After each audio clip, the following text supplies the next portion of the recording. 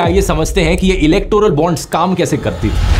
एक electoral bond को आप बेसिकली समझ सकते हो दोस्तों एक कूपन की तरह। कंपनी बैंक को जाकर पैसा देती थी और ये कूपन खरीदती थी और ये कूपन जाकर पॉलिटिकल पार्टीज को दे दिया जाता था और पॉलिटिकल पार्टीज उन कूपन्स को रिडीम कर सकती थी और जो बैंक में रखा पैसा था उसे एक्सेस कर सकती थी। तो थ्योरी तो आपने बहुत समझ ली दोस्तों, अब प्रैक्टिकल पर आते हैं, असली घोटालों की बात करते हैं। अगर इस पूरे घोटाले के भंडार को एक लाइन में समराइज करना हुआ दोस्तों तो इसे कुछ इस तरीके से किया जा सकता है। तुम मुझे चंदा दो, मैं तुम्हें धंधा दूंगा और चंदा नहीं दिया तो ईडी का फंदा दूंगा।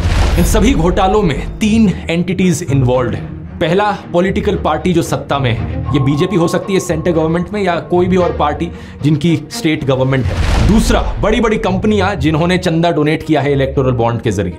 और तीसरा, आम जनता यानी पब्लिक। इन तीनों के नीचे एक बक्सा रख देते हैं। पॉलिटिकल पार्टी के नीचे जो बक्सा रखा है वो चंदे का डिब्बा है, कंपनी के नीचे जो डब्बा है वो कंपनी के पैसे का डब्बा है और तीसरा, पब्लिक के नीचे जो डब्बा है वो सरकारी पैसे यानी जनता के पैसे का डब्बा है। अब सोचो अगर सरकार जनता के डब्बे से पैसे निकालकर कंपनी के डब्बे में डाल दे और रिटर्न में कंपनी अपने डब्बे से पैसे निकालकर पार्टी के डब्बे में डाल दे इलेक्टोरल बॉन्ड्स के जरिए, क्या आप इसे एक स्कैम कहोगे या नहीं कहोगे? ऑब्वियसली एक घोटाला है। हरियाणा में एक कहानी सुनाई जाती है ज्ञानी चोर की, जो अमीरों से पैसे लूटता है और गरीबों में बांटता है। लेकिन ये जो इलेक्टोरल बॉन्ड का घोटालों का भंडार है, यहाँ पर गरीब लोगों से, आम जनता से पैसे लूटे जा रहे हैं और अमीरों को दिए जा रहे हैं।